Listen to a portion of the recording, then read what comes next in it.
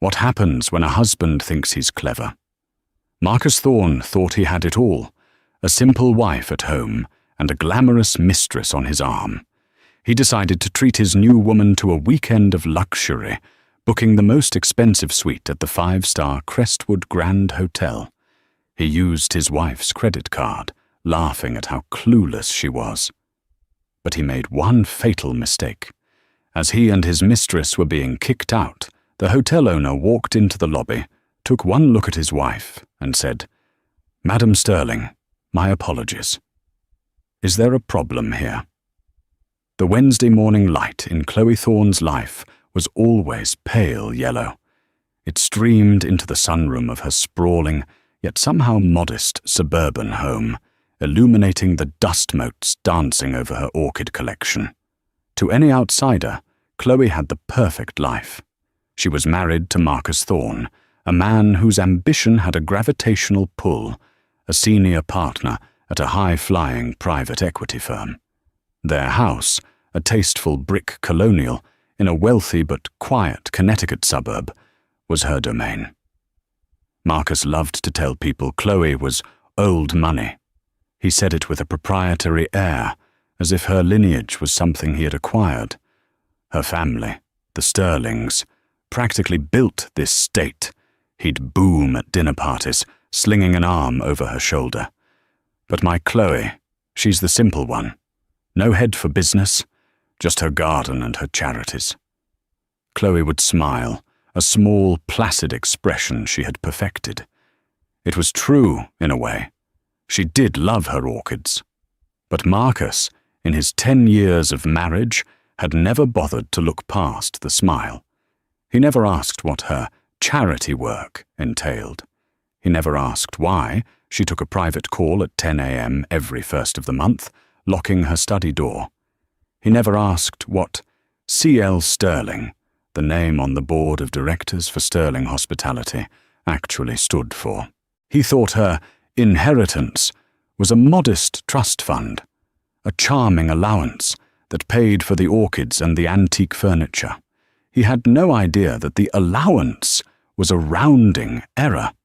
He had no idea that Sterling Hospitality wasn't some long-dead relative's defunct company. It was one of the largest privately held luxury hotel chains in North America. A chain she ran. Chloe hadn't intended to keep it a secret, not at first. But when they were dating, Marcus had been so overwhelmingly Marcus. He was all slick suits, blindingly white teeth, and a relentless drive to conquer. He saw her quiet nature as a blank canvas to paint his own success onto. He saw her family name as a stepping stone. And he saw her money, what little he thought she had, as a safety net. So, she let him. She let him be the provider. She let him believe his high 6-figure salary was what kept their world spinning. She ran a multi-billion-dollar empire from a charming home office, while her husband bragged about his latest multi-million-dollar deal, which was often just a memo of understanding. The first crack in this gilded cage wasn't a sound, it was a scent. It was the smell of a perfume that wasn't hers, a cheap, cloying, vanilla and musk scent that clung to his suits when he came home from his late-night client dinners. Then came the credit card bills. They had joint accounts, which Marcus used for household expenses and business incidentals. Chloe had her own private accounts, the ones Marcus knew nothing about. But the joint account statement, the one linked to a high-limit card she'd given him for emergencies, was telling a new story. Dinners at Le Bernardin, when he was supposedly in Chicago.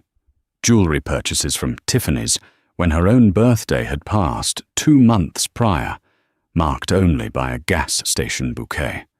And then the charge that made her blood run cold. A reservation, a celestial suite booking. It wasn't just a hotel, it was her hotel. The Crestwood Grand, the flagship, the jewel in her crown. He was using her money to cheat on her in her own building.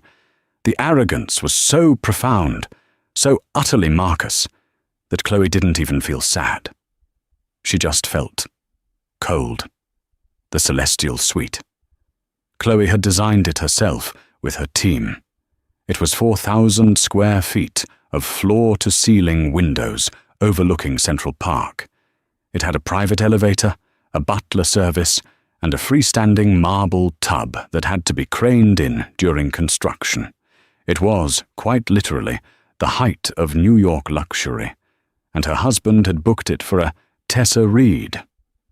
Chloe stared at the reservation confirmation on her private terminal. He'd even used the Friends and Family discount code, a code she had given him years ago for his visiting relatives. The audacity was breathtaking. He had booked it for the coming Friday. 3 nights. Chloe's hand, the one not holding the mouse, was perfectly still on her antique desk. The orchids in the corner seemed to mock her with their passive beauty. Marcus thought her simple. He thought her clueless. He thought her a decorative, well-bred house mouse. A slow, cold smile touched Chloe's lips. A house mouse might be quiet, but a queen knows how to protect her castle. She picked up her private line, bypassing the main switchboard. It rang once. "Arthur, it's Chloe." Arthur Harrison, the general manager of the Crestwood Grand, was a man of impeccable taste and absolute discretion. He had been trained by her grandfather, the original Sterling. He was one of only 3 people on the hotel's staff who knew what C.L. Sterling looked like. "Madam Sterling." His voice was warm, professional. "What a pleasure. I was just reviewing the quarterly occupancy reports. We're up 12%. "That's wonderful news, Arthur," Chloe said, her voice smooth as glass. "But I'm calling about a personal matter. I will be conducting an unannounced inspection on Friday evening, around 8 p.m. There was a pause. "An inspection, madam?" "Of course. Is there a particular department you'd like to focus on? I can have the manifests prepared." "No manifests," Chloe cut him off. "This will be a social inspection. I want to see the lobby, the bar, the restaurant, during peak service. And I want you to make sure that you, and only you, are available to greet me. No one else on staff is to be informed of my identity. As far as anyone else is concerned, I'm just a guest. A mystery shopper of sorts." "Very good, madam. I will be at the front desk at 8 p.m. sharp. One more thing, Arthur. I see we have a guest checking into the Celestial Suite on Friday. A Marcus Thorne and a Tessa Reed." Arthur's voice didn't change, but Chloe could picture his eyebrow raising. "Yes, madam. Mr. Thorne. He used your personal discount code." "He did," Chloe said. "Arthur, under no circumstances is that reservation to be cancelled or flagged. I want them to check in. I want them to be comfortable. I want them to be enjoying a cocktail in the King's Bar. Let's say around 8:15. Can you arrange a complimentary champagne welcome for them in the bar?" Now, Arthur Harrison understood. His voice dropped into a tone of absolute, lethal efficiency. "Madam Sterling, I believe I can not only arrange it, but I can also ensure they get the premium table. The one by the piano. The one with the excellent lighting." "Arthur," Chloe said, the ice in her voice finally melting into something almost resembling a laugh. "You're a treasure." "I live to serve, madam," he replied. "We'll see you on Friday." Chloe hung up. She looked at the reservation again. "Tessa Reed." She Googled the name. A public Instagram profile popped up. Flashy, blonde, all pouting lips and designer knockoffs. Her bio read, "Living my best life, spoiled by my man." "We'll see about that," Chloe whispered to the empty room. Friday night descended on Manhattan with a cool autumn crispness. Chloe, having told Marcus she was visiting an old college friend in upstate New York, took the train into the city. She didn't dress in her usual quiet, understated elegance. tonight was different. She wore a simple, sleeveless black sheath dress by a designer Marcus wouldn't recognize. Her hair was pulled back into a severe, elegant chignon. Her only jewelry was the simple 3-carat diamond ring Marcus had given her, a ring she now realized was probably purchased with her own family's money, and a pair of modest pearl earrings. She looked like 1,000 other women in New York, professional, wealthy, and anonymous. She entered the Crestwood Grand not as its owner, but as a predator. The lobby was magnificent. It was her lobby. The soaring 40-foot ceilings, the Italian marble, the enormous vase of fresh-cut lilies and delphiniums in the center. Her signature. The scent of white tea and fig, a custom blend she'd commissioned, hung in the air. A quiet piano melody drifted from the King's Bar. She saw Arthur Harrison standing near the check-in desk, ostensibly reviewing a printout. He looked up as she entered. He gave no sign of recognition, only a fractional, almost imperceptible nod. He then turned and disappeared into his office. The signal was clear. He's here. They're here. Chloe walked into the King's Bar. It was dim, intimate, and packed. The walls were a dark mahogany, the booths a deep crimson velvet. And just as Arthur had promised, in the best-lit, most central table by the baby grand piano, sat her husband. He was laughing, a loud, braying laugh she'd once found charismatic. He was wearing his favorite Brioni suit, the one she'd bought him for their anniversary, and across from him sat Tessa Reed. In person, Tessa was even louder than her Instagram profile. She wore a red dress so tight it looked painted on, and her blonde hair was a haystack of extensions. She was dripping in new jewelry, the Tiffany's bracelet, a new diamond necklace. She was loud, and she was, to Chloe's discerning eye, unmistakably cheap. Chloe watched them for a long moment from the shadow of the doorway. She saw Marcus lean in, his hand on Tessa's knee. She saw him whisper something, and Tessa threw her head back and laughed, a shrill sound that cut through the sophisticated jazz. "Disgusting," Chloe murmured. Not the infidelity, but the cliché of it all. She walked to the bar, took a seat on a vacant stool, and ordered a club soda with lime. The bartender, a professional named Liam, whom Chloe had personally commended for his service awards, nodded. "Right away, miss." She sat, her back to the bar, facing the room. She was just another patron. She sipped her drink. She waited. She watched them order another round of champagne. She watched Marcus toast Tessa. "To new beginnings, baby." Tessa giggled. "Oh, Marcus, you're so bad.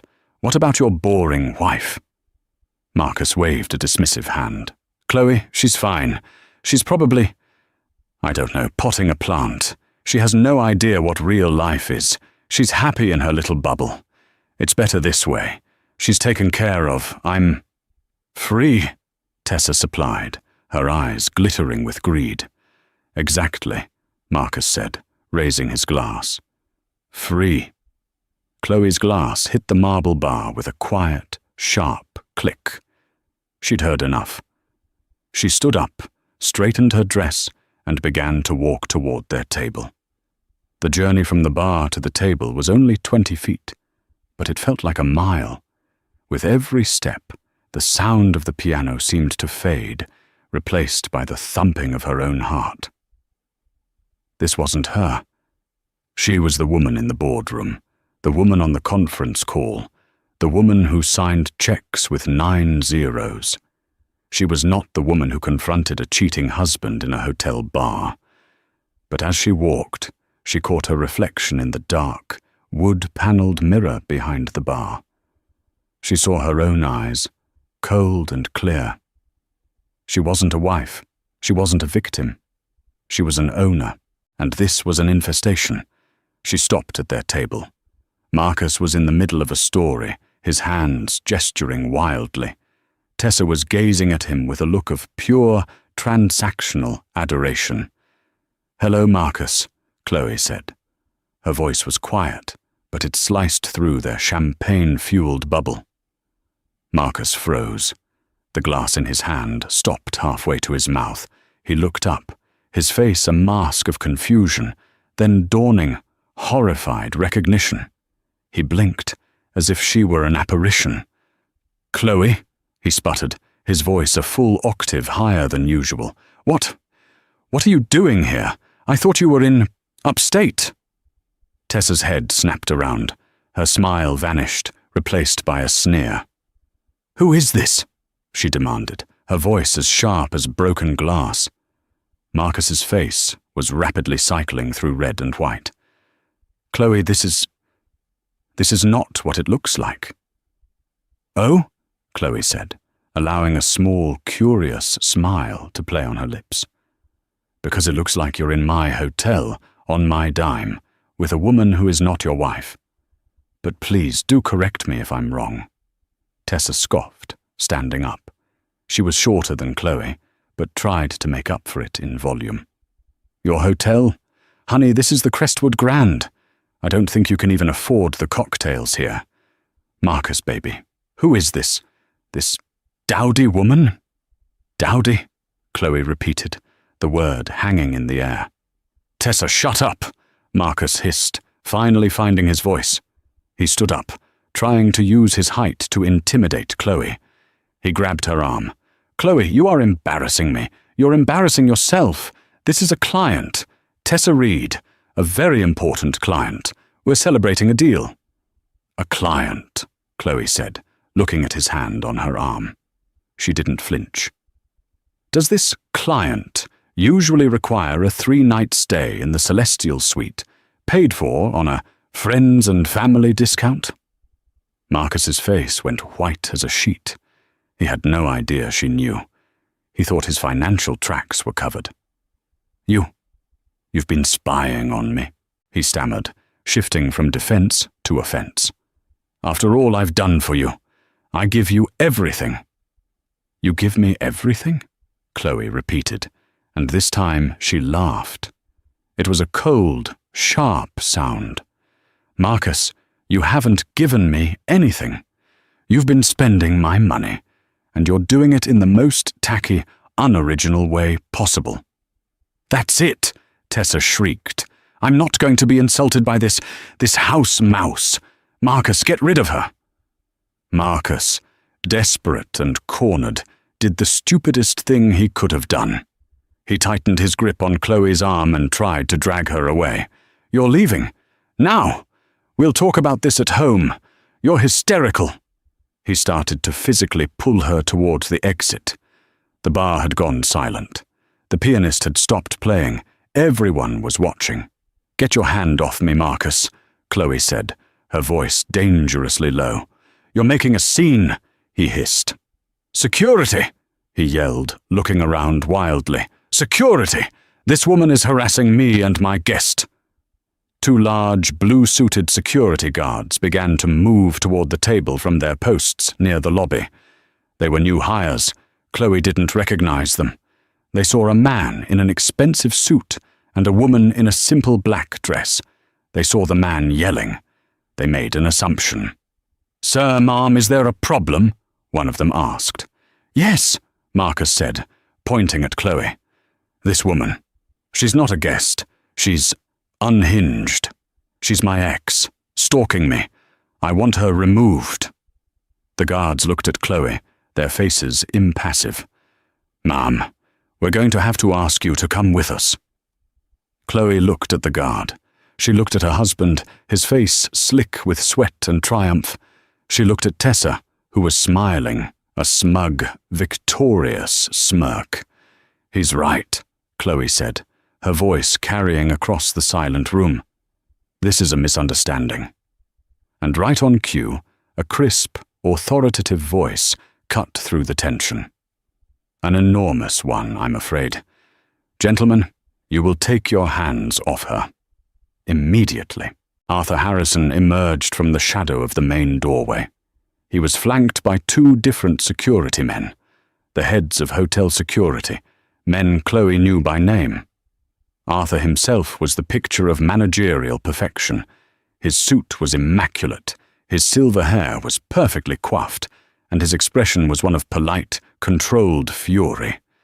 He walked directly to the table and stood not next to Marcus, but next to Chloe, creating a physical barrier between her and her husband. "Sir," Arthur said, his voice dangerously calm, addressing Marcus, "please release her arm. Now." Marcus, bewildered, let go. "Harrison, what's the meaning of this? This woman is harassing my client. Have her removed." Arthur Harrison ignored him completely. He turned his full, deferential attention to Chloe. He bowed his head ever so slightly.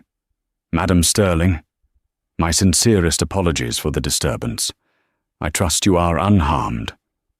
The entire bar went still. You could have heard a pin drop on the thick, plush carpet. Marcus Thorne froze. His face, which had been red with anger, turned a blotchy, pale grey. What did you call her?" Tessa's smug smile evaporated, replaced by a look of slack-jawed confusion. "Madam, who?"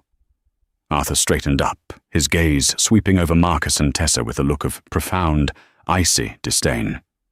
"I called her Madam Sterling, as in Chloe Louise Sterling, the founder, president, and CEO of Sterling Hospitality, the owner of the Crestwood Grand, this hotel." Marcus's mouth opened and closed, but no sound came out. He looked from Arthur to Chloe, his brain short-circuiting. "Sterling," he whispered, the name finally connecting. Your family name. CL. Sterling. On the board. That's you." Chloe gave him that same, small, placid smile, the one he'd seen for 10 years. "You never asked what the C stood for, Marcus. You were always too busy talking about yourself." Tessa finally found her voice, though it was a desperate squeak. "That's impossible. She's just his wife. She's a nobody." "Miss Reed," Arthur Harrison said, pulling a small tablet from under his arm and tapping the screen. "You are the guest in the Celestial Suite, correct? The one who has charged $18,000 in pre-arrival purchases from the hotel boutiques to the card on file?" Tessa's eyes widened. "That card," Arthur continued, "belongs to Madam Sterling. It has just been cancelled, as has your friends and family discount, and I'm afraid your reservation." "You can't do that!" Marcus finally roared, finding his voice. "I'm her husband. That's my room. That's my money." "No, Marcus," Chloe said, finally looking him in the eye. "It's my hotel. It's my money. And you are just a misunderstanding." She turned to her general manager. "Arthur?" Arthur nodded. "Mr. Thorne, Miss Reed, on behalf of Sterling Hospitality, I am informing you that you are trespassing." "Trespassing?" Marcus bellowed, the word echoing in the now silent bar. The pianist's hands were frozen over the keys. Every eye was on them. "Are you insane, Harrison? I am a guest. We are checked in. This is my wife. You can't just evict us. This is slander. It's assault." "On the contrary, sir," Arthur said, his voice as sharp and cold as a shard of ice. "The hotel reserves the right to refuse service to any individual, and your behavior towards the owner of this establishment, not to mention your fraudulent use of her corporate accounts, constitutes grounds for immediate removal. David, Michael." He motioned to his 2 security chiefs. The 2 large men stepped forward. They didn't grab Marcus. Not yet. They simply flanked him, their presence a silent, immovable promise. Marcus looked from the guards to Arthur, and finally to Chloe. The fog of his arrogance was beginning to clear, replaced by a cold, slithering dread. But he was Marcus Thorne. He blustered.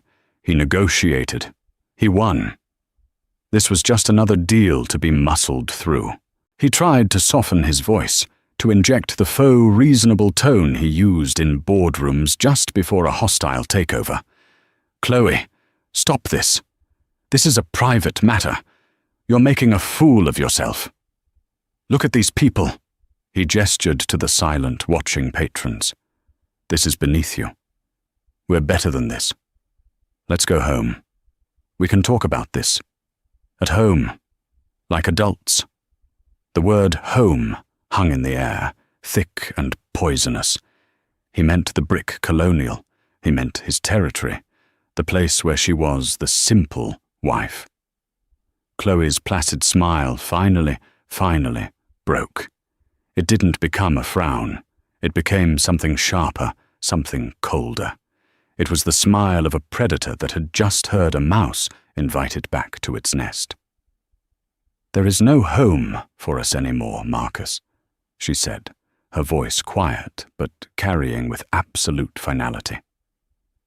"You made that choice when you booked the Celestial Suite. You were right about one thing all those years. I am happy in my bubble." She took a step back and gestured, not just at the bar, but at the soaring ceilings, the Italian marble, the liveried staff. "This sterling hospitality, this is my bubble, and you are no longer welcome in it." The last vestige of Marcus's control shattered. He was losing, in public, to her. But before he could counter, Tessa, who had been frozen in a state of slack-jawed horror, finally processed what was happening. Her benefactor was a fraud. Her weekend of luxury was imploding. Her entire transactional world was collapsing. Panic, raw and undisguised, took over. She turned on Marcus, her voice a desperate shriek. "I didn't do anything. It was him. He told me he was leaving her. He told me you were nothing. He said she was a boring old hag. He said she was practically an invalid." Chloe actually laughed. It was not a sound Marcus had ever heard. It was a cold, sharp, metallic sound. "Miss Reed, your loyalty is as cheap as your dress, and I see, infinitely less durable." "Arthur," she said, turning away from them, her voice now crisp with executive authority. "Please have these people escorted from the building. Their belongings from the Celestial Suite should be packed and brought to the curb. They can wait for them with the rest of the trash." "No!" Tessa shrieked. This was the part she understood. The things. "You can't! My stuff! My new bags! The Chanel! The Fendi from the boutique! You can't take my things! I'll call the police! That's my property!" She lunged, not at Chloe, but at the idea of her possessions. One of the security guards caught her arm. "Oh, but I can, Miss Reed," Chloe said, turning back. She was an educator now, teaching a very specific, very painful lesson. "Those new bags? They were purchased this afternoon, were they not? From the hotel's own boutiques? And they were charged to the card on file. My card. A card that, as of, about 5 minutes ago, was reported stolen. As was the discount code you used. You're not a guest, Miss Reed. You're an accomplice to fraud. Those items are hotel property until they are paid for. And since your man is about to have his assets frozen, I'd say they're mine. Consider them a small restocking fee for the sanitization the suite will require." Tessa's face crumpled. The fight went out of her, replaced by the gulping, desperate sobs of a child. Marcus, however, had found his footing. He was a cornered animal, and he had one last rusted weapon, the legal system. He thought he finally understood the game. She'd revealed her hand, and in his mind, it was a fatal mistake. He shook off the guard's arm, straightened his Brioni suit, and laughed, a dry, rasping sound. You idiot!" he spat at Chloe. His eyes were glittering with a new, venomous hope. "You arrogant, stupid bitch! You think this is a victory? You just made the biggest mistake of your life." He was loud now, projecting for the entire room. "You'll regret this, Chloe. You'll be hearing from my lawyer, Rex Brannigan. He's going to end you. I'll take you for everything. Half of this is mine. Do you hear me? Half! Half of this bar, half of this building, half of your precious company. I'm your husband. That's the law. You just publicly admitted to your entire worth, and I'm entitled to half of it." He was beaming, a man who thought he'd just found the ace in his sleeve. The bar patrons murmured. He was right, wasn't he? Half. Chloe looked at him. The pity in her eyes was so profound, it was almost cruel. She took one step toward him, so close the guards tensed. She spoke quietly, her voice a silken thread meant only for him. "Oh, Marcus, you really should have read the prenup." He froze. "What? What prenup?" "The one you signed 10 years ago at Alan Jacoby's office. The one you didn't even read. The one you called a formality and dusty nonsense before we rushed off to our engagement party." That won't hold up," Marcus stammered, his new confidence evaporating like mist. I'm your husband. I contributed." "You contributed nothing," Chloe whispered, her voice a stiletto. "My lawyer, Alan Jacoby, you remember, the one you called a dusty old fossil. He's very, very good. He's also the executor of my family's trust. The prenup is not a document, Marcus. It's a fortress. Premarital assets, it says. The Sterling Hospitality Group, all its holdings, past, present, and future, were inherited from my grandfather. They are separate and sacrosanct. They are all mine. They were always all mine." She leaned in, her eyes boring into his. "You, on the other hand, signed away all rights to my assets in exchange for, I believe the clause was, all future earnings from your own career." She looked him up and down at his rumpled, expensive suit, his sweaty, blotchy face. "How's that career looking right now, darling?" The color drained from Marcus's face. He was a fish in a vacuum. No air. No escape. He had no words. There was nothing left to say. "David, Michael, get them out of my hotel," Chloe ordered. This time, the guards did not hesitate. David took Marcus by the right bicep. Michael took Tessa by her left, and they began to walk.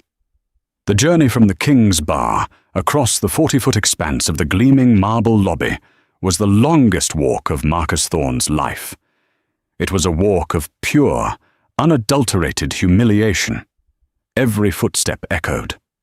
The other guests in the lobby, dressed for dinner or the theatre, stopped. They stared. They pointed. And then, worst of all, they started recording. Little red lights, the glow of iPhone screens. Marcus saw them. He saw his reflection, a man being frog-marched, his wife's nemesis weeping beside him, captured on 100 screens. This wasn't just a private downfall. This was a public execution. This was a viral video in the making. "Take your hands off me," he hissed, trying to regain a shred of dignity. "I can walk." The guard's grip just tightened, a vice of bone and muscle.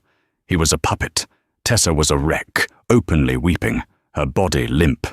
"This is a mistake. Please. My father is a lawyer," she lied, a useless, pathetic appeal to an authority that didn't exist. The grand, gold-filigreed glass doors of the Crestwood Grand whooshed open. The sudden blast of cold, November night air hit them.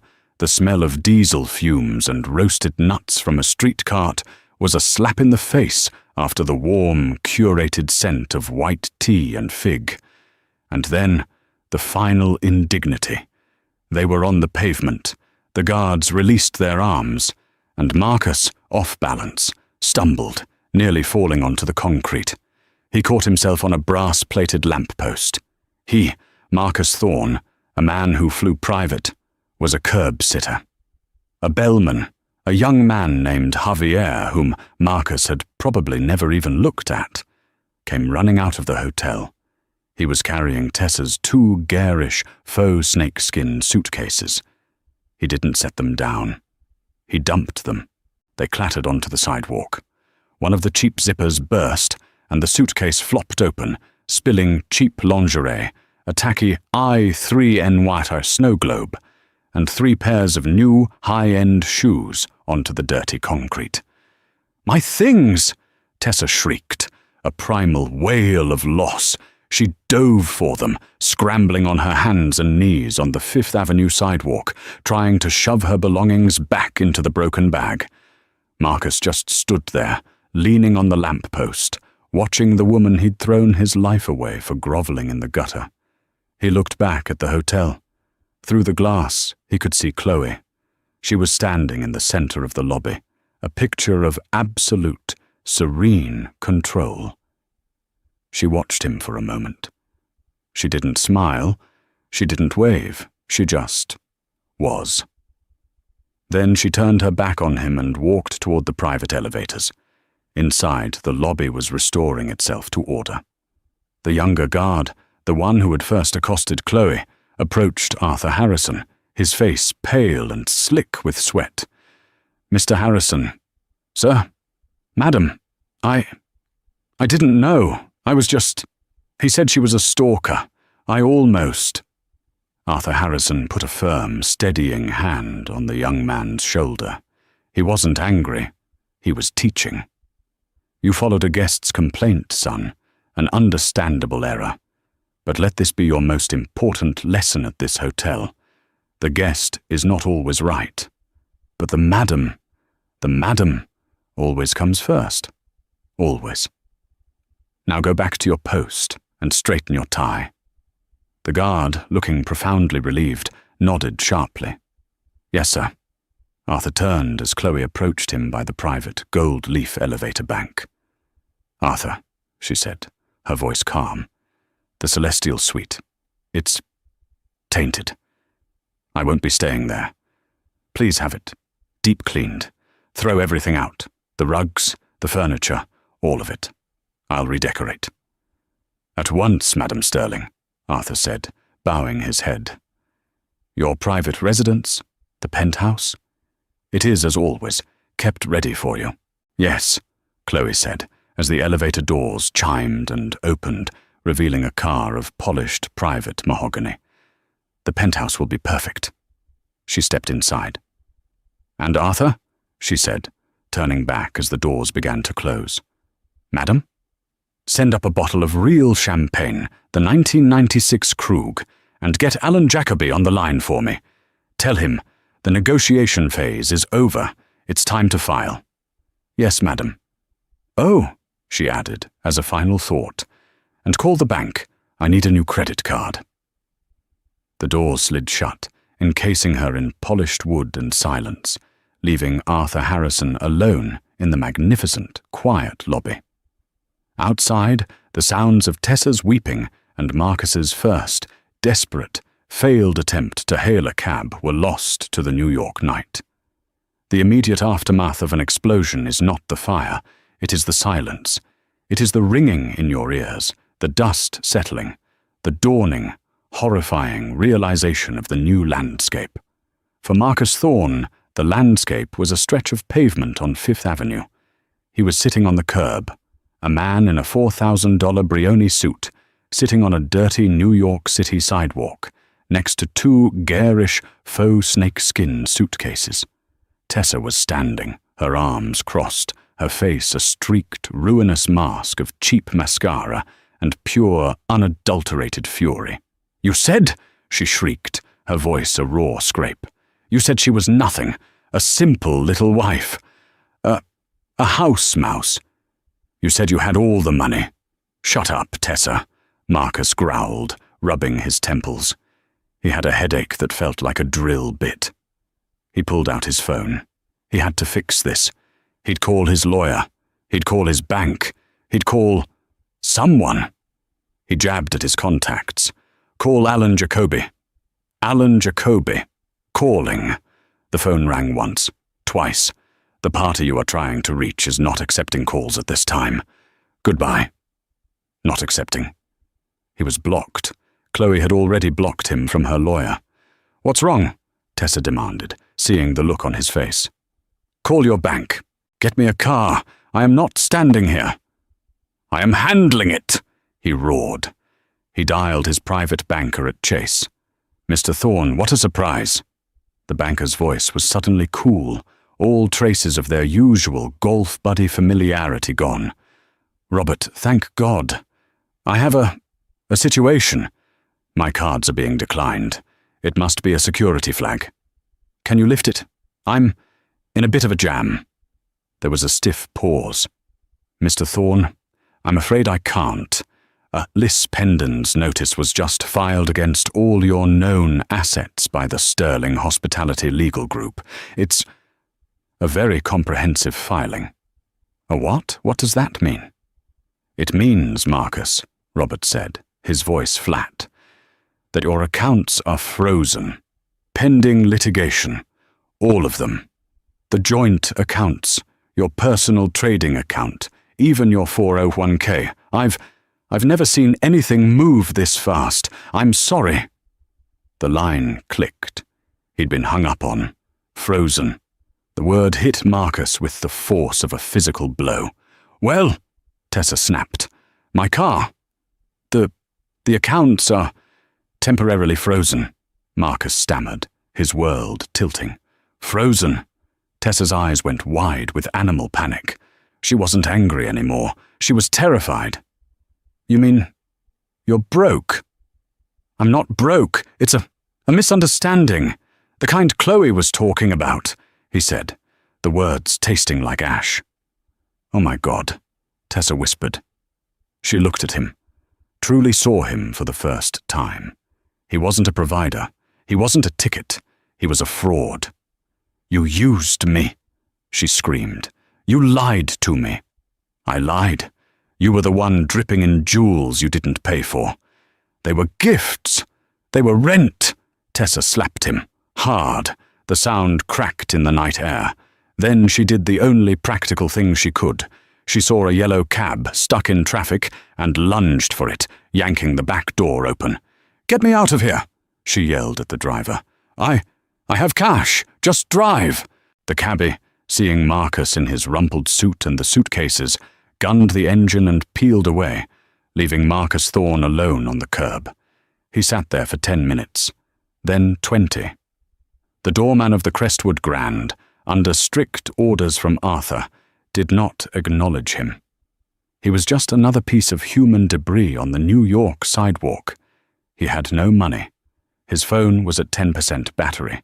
His wife, the simple woman, had just checkmated him in 3 moves. Eventually, he stood up, abandoning Tessa's luggage. He walked 3 blocks to the subway. He, Marcus Thorne, a partner at a private equity firm, had to use the last $5 in his wallet to buy a Metro card. As he swiped through the turnstile, the metallic clack sounded, to his ears, like the door of a prison cell slamming shut. Upstairs, in the celestial suite, Chloe Sterling was not celebrating. She was working. The sanitizing had been swift. The champagne flutes Marcus and Tessa had used were thrown away, not washed. The linens were stripped. The scent of white tea and fig was pumped back into the air, erasing the cloying vanilla musk of Tessa's perfume. Chloe stood at the window, a single glass of her favorite champagne, a 1996 Krug, not the flashy crystal Marcus preferred, in her hand. She was on the phone. Alan, it's done. Madam Sterling. Alan Jacoby's voice was warm, a comforting baritone. I've just seen the alerts. Liss Pendon's is filed. The petition will be served to his office at 9:01 a.m. tomorrow. The security team is en route to the Connecticut property. He will not be able to gain entry without your express written consent. Good, Chloe said. He mentioned a lawyer. He said he would take me for everything. Alan Jacoby laughed, a dry, dusty sound. My dear Chloe, he's your husband. He has rights. He is absolutely entitled to... Let me check. Ah, yes. Exactly 50% of the marital debt he's accrued, and 100% of the future earnings he signed away his rights to your assets for. He's a man of, let's call it, negative net worth. The prenup, is that solid? The prenup, Madame Sterling, is not a document. It is a fortress. It was designed by your grandfather, and I was merely its humble custodian. It states, in no uncertain terms, that Sterling Hospitality and all its holdings, past, present, and future, are separate and sacrosanct. In exchange, Mr. Thorne was granted, well, he was granted you, and he didn't seem to value that asset, did he? No, Alan, Chloe said, watching the city lights. He didn't. Get some rest, madam. The next few days will be loud. The press is going to have a field day. Let them, Chloe said.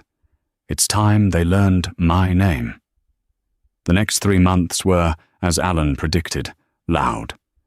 The story broke on page 6 first, a blurry cell phone video titled Billionaire's Revenge, Hotel Queen Evicts Cheating Hubby. It was a sensation. Marcus was fired. The termination was brutal. His partners called an emergency meeting in which he was not invited. The morality clause, combined with the public scandal bringing disrepute to the firm, and, most damningly, the misappropriation of client-related funds, Chloe's lawyers had provided a very detailed audit of his expense account, meant he was out.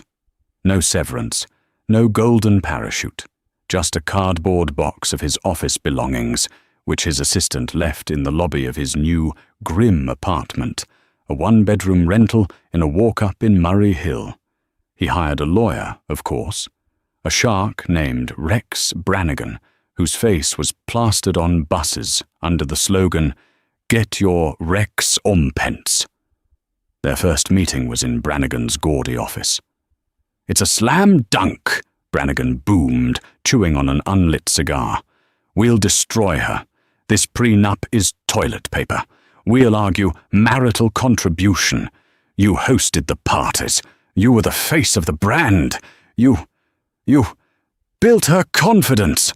Marcus, looking pale and 10 years older, seized on this. "Exactly. I made her who she is. Before me, she was just a wallflower. She owes me."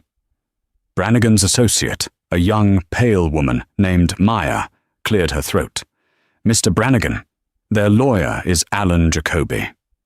Brannigan's face faltered, just for a second. "Jacoby? The old fossil? He's a corporate dinosaur. This is a divorce, baby. This is a street fight. He won't know what hit him." "He's also," Maya added, reading from a tablet, "the executor of the Sterling Family Trust, a signatory on the corporate charter, and... oh, he's the one who wrote the state statutes on premarital asset protection. He was a state senator, sir." Brannigan waved a dismissive hand. "Details. We'll drown him in paperwork. We file for discovery. We demand everything. The hotel ledgers, the board minutes, her personal emails. We'll find the dirt. Trust me, Marcus. We're going to get paid." They filed. And Alan Jacoby did nothing. He didn't respond with anger. He responded with compliance. "They want the ledgers, madam?" Alan asked Chloe, sipping tea in her new permanent office, the Celestial Suite. "Give them the ledgers," Chloe said. "They want the board minutes?" "Send them. They've subpoenaed Arthur Harrison for a deposition." Chloe smiled. "Oh, please, let them. I'll pay for the transcript." The deposition of Arthur Harrison was a bloodbath. Rex Brannigan, all bluster and sweat, paced the room. "Mr. Harrison, is it true that you, as general manager, colluded with Mrs. Thorne?" "Madam Sterling," Arthur corrected, his voice perfectly level. "With Madam Sterling, to humiliate and emotionally distress her husband, a paying guest." "Mr. Brannigan, I did not collude. I acted on the orders of my superior and the owner of the hotel. Mr. Thorne was trespassing." trespassing. He was a guest. He was a guest of Madame Sterling's, using her private discount code and her personal credit card without her authorization, for the purposes you see on your file. When she, the cardholder, arrived and revoked her authorization, he became a trespasser. A loud one at that. I simply expedited his checkout. You evicted him. You threw him onto the street. I had my security team escort an unauthorized, belligerent individual from the premises, per hotel policy. A policy, Arthur added, that was written by Madame Sterling herself.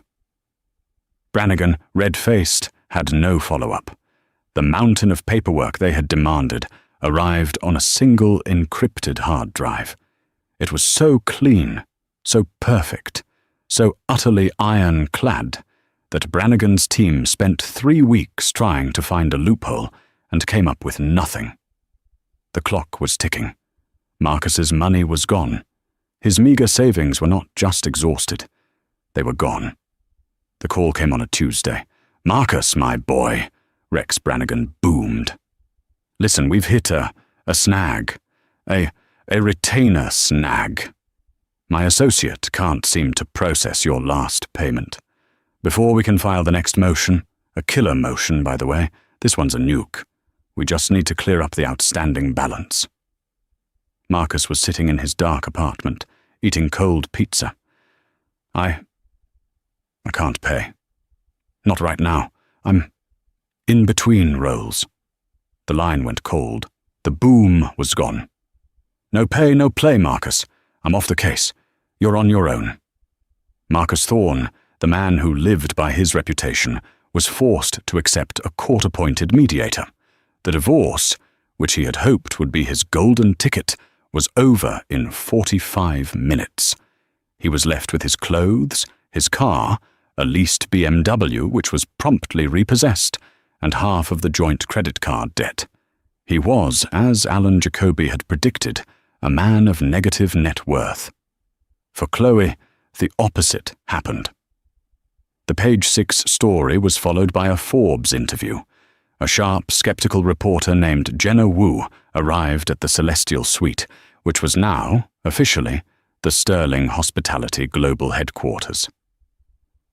"So, the story is, you were hiding," Jenna said, her pen poised. "A secret billionaire. Why? Were you afraid?" Chloe, dressed not in a simple dress, but a sharp, crimson power suit, leaned forward. "I wasn't hiding, Miss Wu. I was working. I was running a multinational corporation from my sunroom. My ex-husband was the one who needed the spotlight. I was more interested in the balance sheets. He mistook my discretion for a lack of competence. A lot of people do when it comes to quiet women. And the hotel incident? The eviction. They said you were ruthless." Chloe smiled, a small, controlled expression. A guest was harassing the owner. A guest was defrauding the company on a multi-$1,000 level. A guest was bringing, let's call it an undesirable element, onto the premises. I acted as any CEO would. The fact that the guest was my husband was personally disappointing, but professionally irrelevant.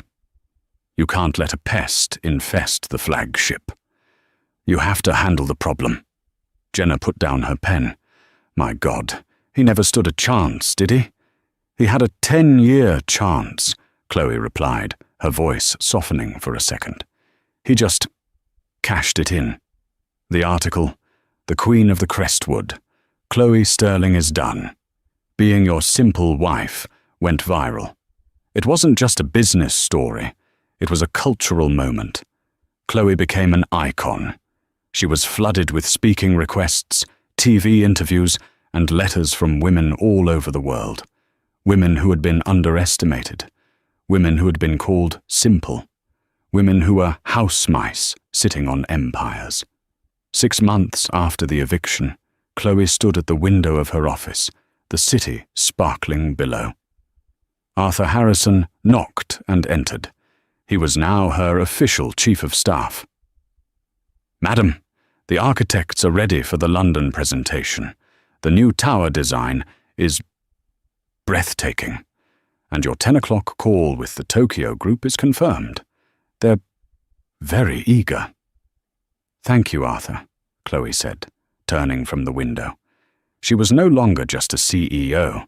She was a brand. She was the woman who had taken back her own life, and in doing so had inspired thousands of others. "Oh, and madam," Arthur said, his face impassive, but a twinkle in his eye. "This arrived.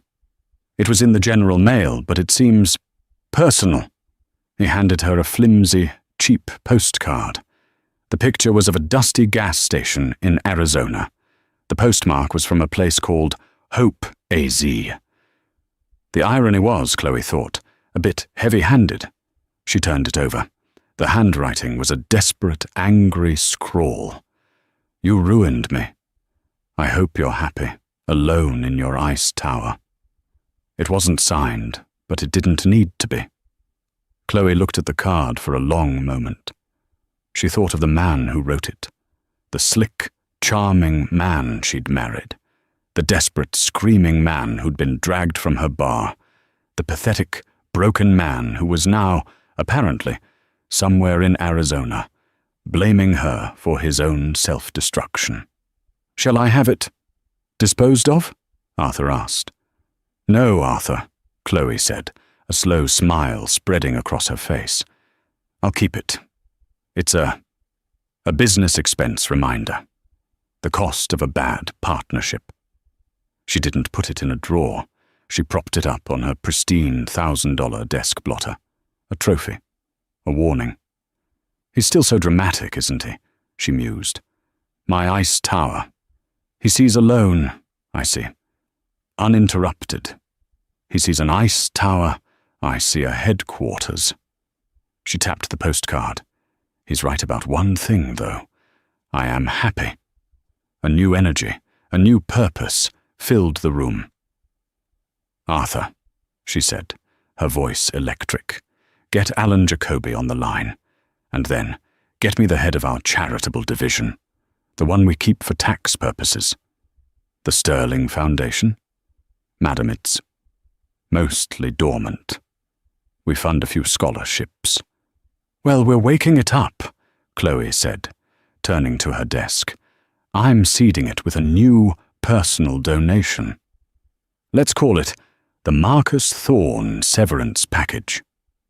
Everything he would have gotten if he'd been a decent human being. A donation, madam. I want to start a new initiative, a grant, a foundation for women. Women who have been told they're simple. Women who are sitting on billion-dollar ideas but are being told to go pot plants.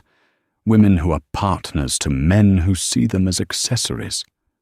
Arthur was smiling, a full, genuine smile. This was the Chloe he'd known for 30 years, the one her grandfather had trained. "A wonderful idea, madam. What will you call it?"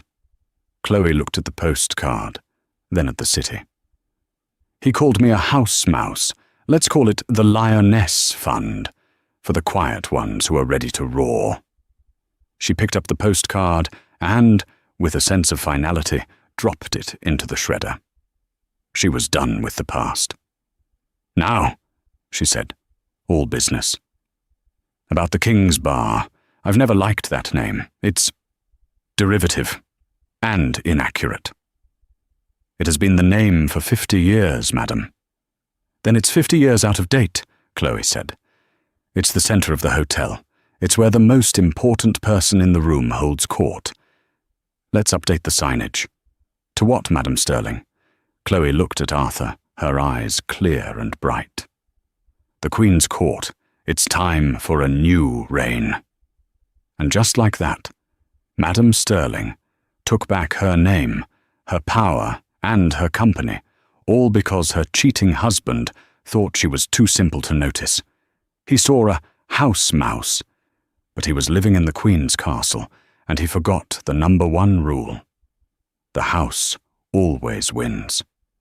Chloe's story is a powerful reminder that the quietest person in the room is often the most powerful. They're not being silent. They're just listening. What did you think of Marcus's epic downfall? Was there a moment you were cheering for Chloe? Let me know in the comments below. Thank you for listening to this story. If you love drama and seeing karma delivered, do me a huge favor. Like this video, share it with someone who needs to hear it, and be sure to subscribe to the channel so you never miss a story. We have new ones dropping every week, and you don't want to miss what happens next.